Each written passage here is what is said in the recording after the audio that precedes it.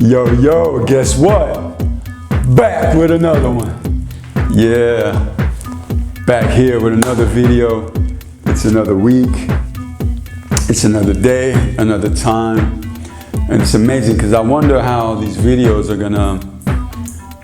going to be received years from now, because consciousness is always evolving, metamorphosizing.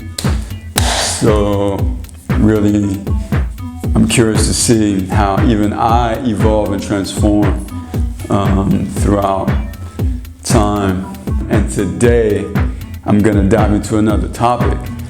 Now, the past topics that we've been dealing with in the last 4 weeks with these 4 videos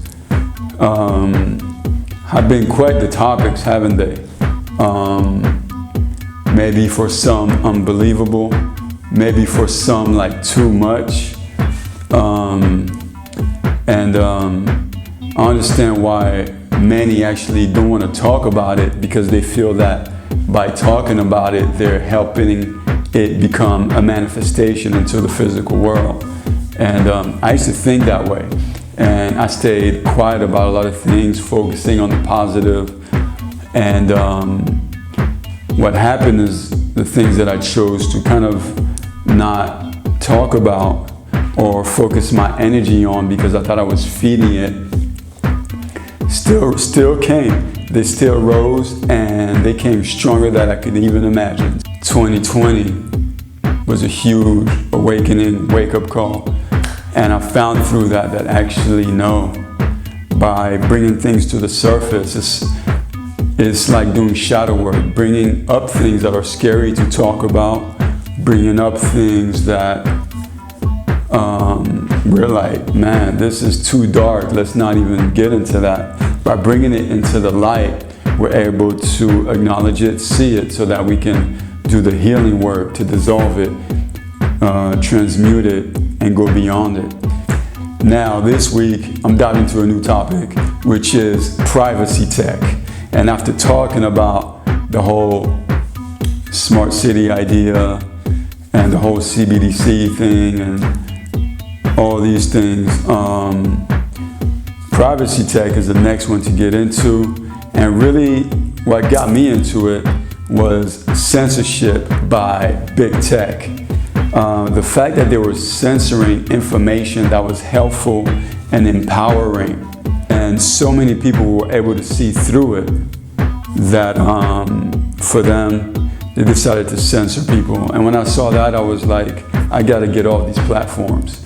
And then I also started noticing and doing research and finding that they were really spying on us and using our data in ways that I thought were unethical, were a violation, and were kind of, you know how it's like using someone by you offering them something on the surface, like, yeah, here's a platform, you can express yourself and you can do business through this platform, and you get dopamine boosts every time you get a like.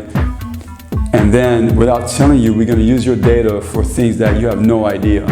And we're gonna make a lot of money through marketing, advertising, and you gotta pay to play. So, after seeing really what these big social media platforms were about, I decided to leave the whole like meta universe, the whole Facebook thing, Instagram, and I lost a lot of friends. I lost lifelong friend connections, like direct connections that we had through, you know, those platforms, and also showing my work and connecting with people that were connecting with me with my work. So I had different accounts, like one for my art, music, another one for like lifestyle, well-being, and so it was great to connect with people and reconnect with friends I hadn't seen in a long time. We were able to find each other.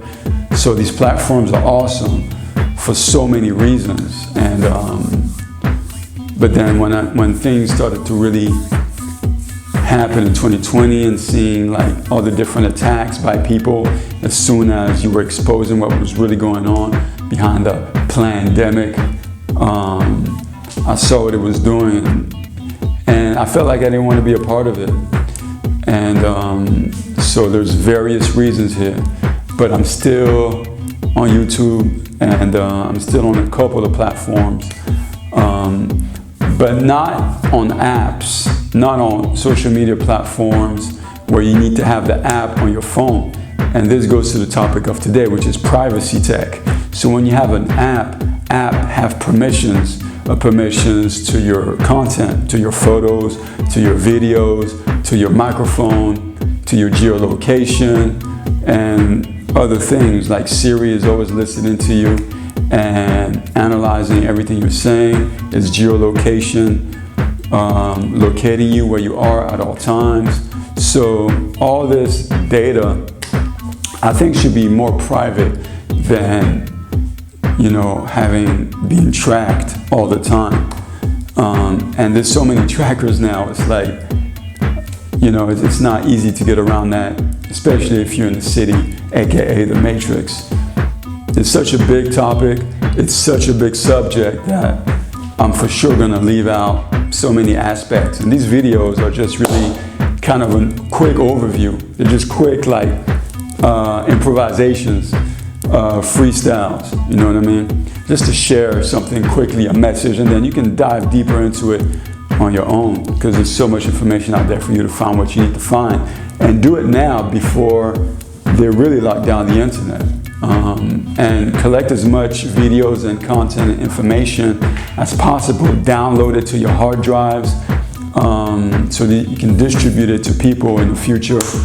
Hard drive to hard drive or whatever. Information that is vital, whether it be for health, well-being, open source tech, permaculture, how to build homes, maybe 3D printing homes, whatever we're going to be using off-grid or whatever can help us in the future that we have access to now. Let's download that information on our hard drive so we can have it and help each other on our future decentralized networks of communication. Privacy tech. So another thing that happened with me is I saw the position that Apple took with the whole pandemic, because I was using Mac. I've been on Mac forever. And but I started having an issue with Mac where it was becoming harder for me to work with open source technology, because I work with open source for software and hardware, and it was becoming more difficult. And it seems that when you're on a Mac, more and more you needed to work with proprietary software and hardware that had deals with Apple so that it would work seamlessly. And for me, it's the opposite of what technology is for me, which is open source information that's free flowing, that we can share with one another so we can learn, share with and from one another. And for me, that's what's interesting about technology. It's not this proprietary, let's use this data, let's capture these people's data so that we can weaponize it against them in the future and make money and profit on their backs without them actually knowing what we're doing with their data. And we can position ourselves on the market with this. That's not really my idea of what technology should be. And there's so many perspectives of what technology is, and now is being demonized a lot because of how people are using technology, because they have dark ideas and they're like, let's use technology so we can really take over the world with this. And so if one can do harmful things with it, one can do healing things with it. Because it's all energy, and it is nature, because at the end of the day, you're using the elements, the forces of the universe.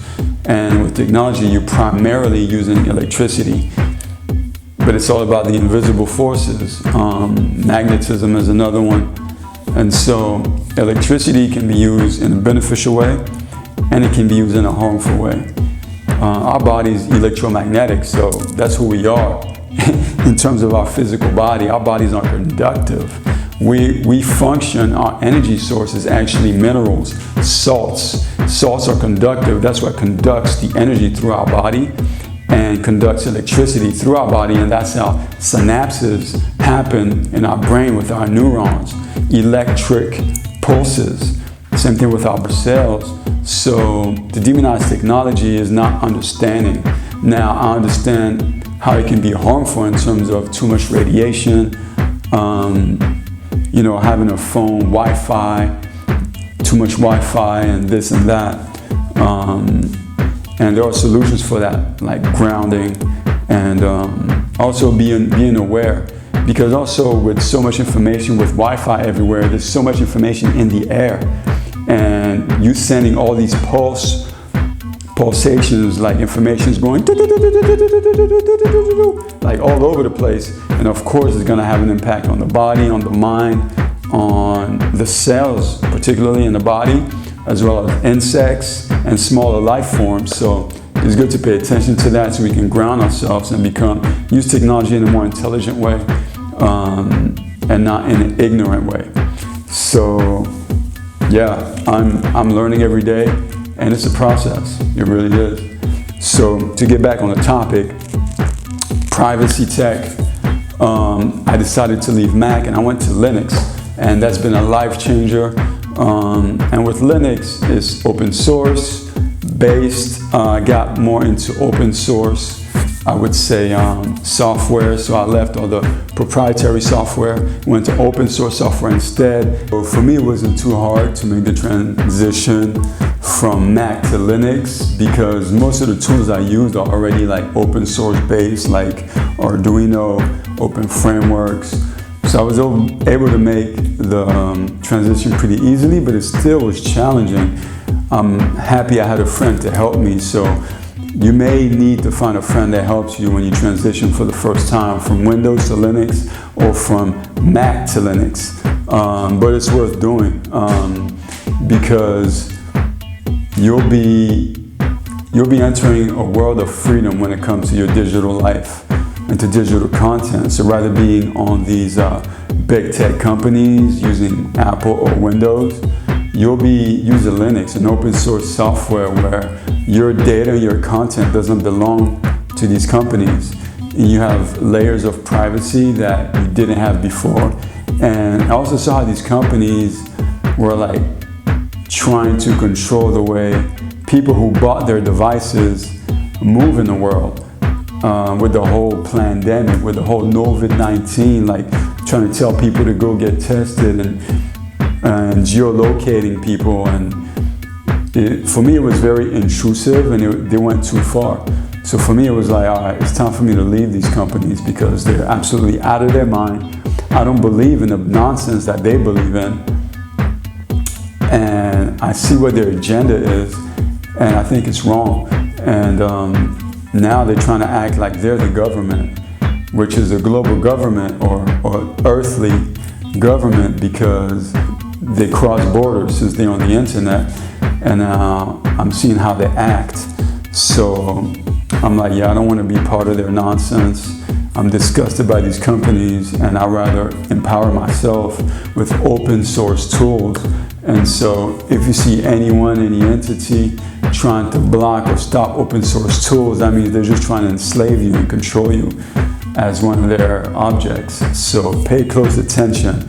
But yeah, you definitely want to dive into Linux, get away from these other platforms, in my opinion, because of what they stand for. And we can see that they're really very political.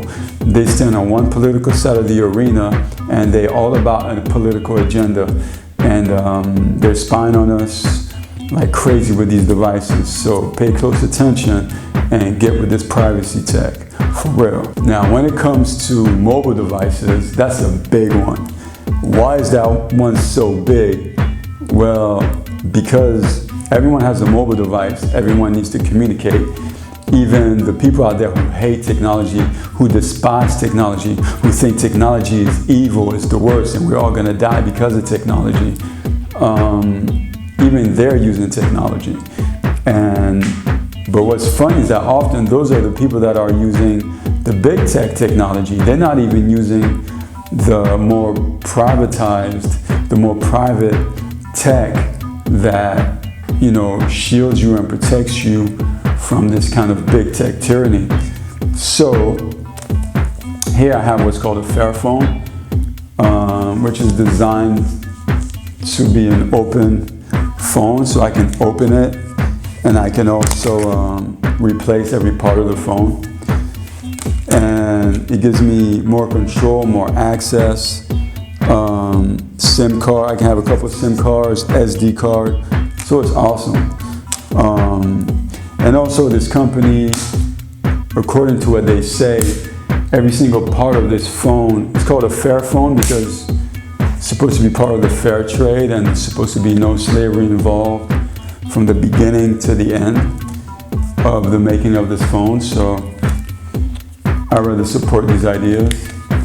And I installed Lineage OS on here, which is an open source operating system for mobile devices.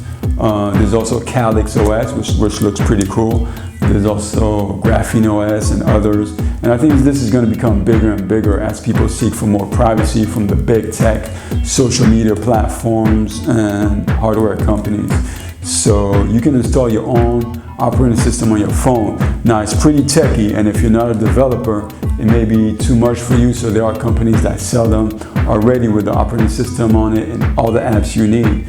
Now, a good thing to know is that apps, you can read the permissions of the app so you know what access you're giving the apps and what the apps are getting from you in terms of data, from geolocation to access to the microphone, to the camera, to your photos, the videos. So another thing I have on here, if you check it out, this is a way for me to block the cameras on both sides. It's like a camera blocker for the phone. So you can, make sure you have that level of privacy on your phone. So it's good to have.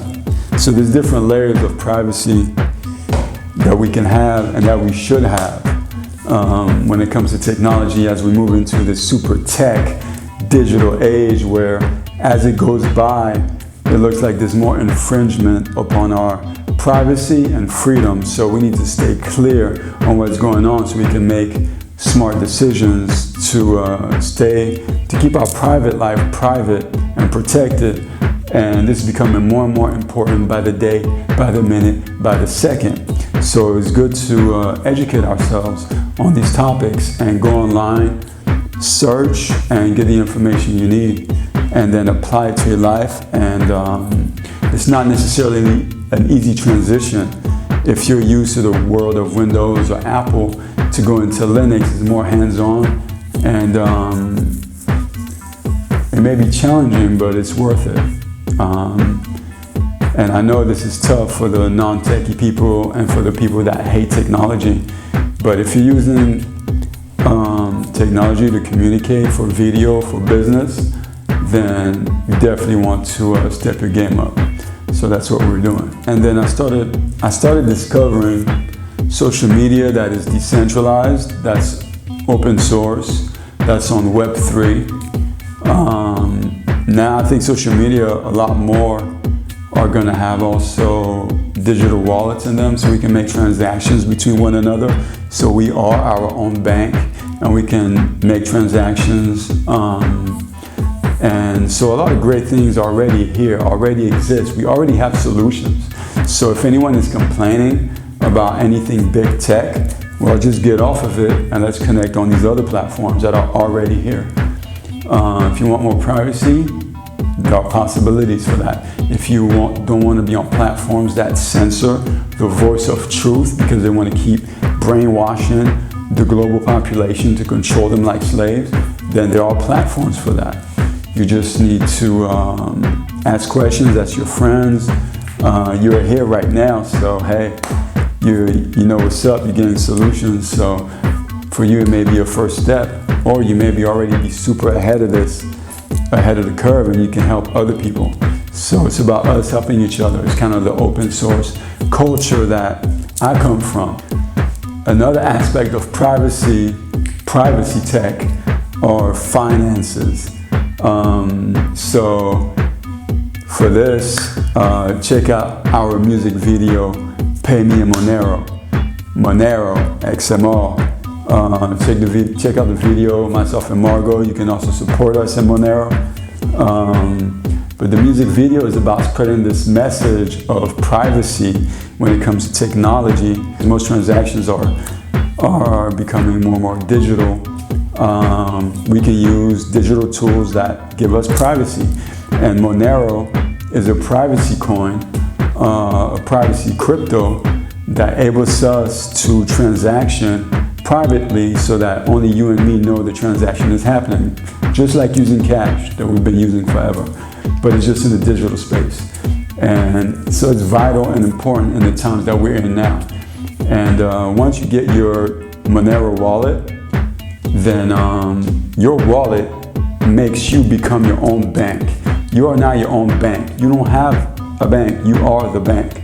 And that's very empowering. That's like revolutionary. It's freaking amazing, the times that we're in now. I mean, the opportunities we have now, the time we're in now is amazing. It can be looked at as the worst time, but it can be looked at as the best time, depending on your perspective and what you see. Because we have everything we need and beyond. Like, it's amazing right now. And it's easy to focus and see the dark stuff, like the previous videos I did. It's probably like, damn, that's a tough thing to kind of look at and acknowledge. But what's great about that is that it opens doors to great opportunities and for us to create a beautiful world that we want to be a part of, where we're free, we're happy, we're doing what we love, and there's no one kind of controlling us like we're some kind of slave to them, you know what I mean? Like we want and we need to be free as human beings. It's the essence of our soul, of our heart. So once we tap into that, we enter the magic of the universe, baby. So yeah, so Monero is a privacy coin where you can transact privately. Another one is Zcash. I haven't used it yet. There's also Pirate Chain and others. So there are many solutions for all aspects of the digital life, whether it's finances, communication, creativity, you know, whatever it is that you do, there are solutions already, and for what is not already here is going to be developed based on our needs. So our needs will create new products that match our level of consciousness, awareness, and how we want to live. And I understand that many people hate technology and look at technology as the devil of the world. From what I see, the technology we use is a mirror, a reflection of our level of consciousness and awareness. One thing I find myself doing on a regular basis is grounding, touching the earth, touching the tree, being barefoot on the earth to heal the body from the excess of electromagnetic radiation. And that's a big topic, and there's a lot we can do around that. I think another important thing is going to be to use our own servers. Obviously, everything we do goes to the cloud, and another aspect of privacy tech is having our own servers and hosting our own content and connecting to the web that way.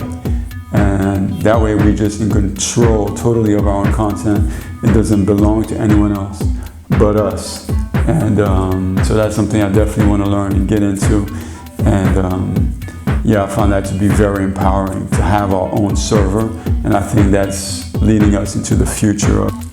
Another thing too is using the cloud less. I'm using it less than I used to. And I'm saving more things on local hard drives so that my content is more in my hands than it is in the hands of wherever it is, wherever it sits on the server. So yeah, this is pretty much the talk on privacy tech. So dive deeper into it. You can already start now, start today with a mobile device by having an operating system that's open source with more privacy. Same thing with your computer. You can dive into Linux and we can start to communicate on more decentralized, open source, peer-to-peer, I would say platforms, and where we have more privacy, more control over our content, and we can look into kind of just have more control over where we give, to who we give our geolocation as well. So yeah, it's a step-by-step process, but once you start, you get the ball rolling, and from there we just keep going, and new miracle miracles happen, great solutions arise. And who are the solutions? Well, it's us, each and every one of us. So this is Willpower signing off. Peace, inner peace. You are the one.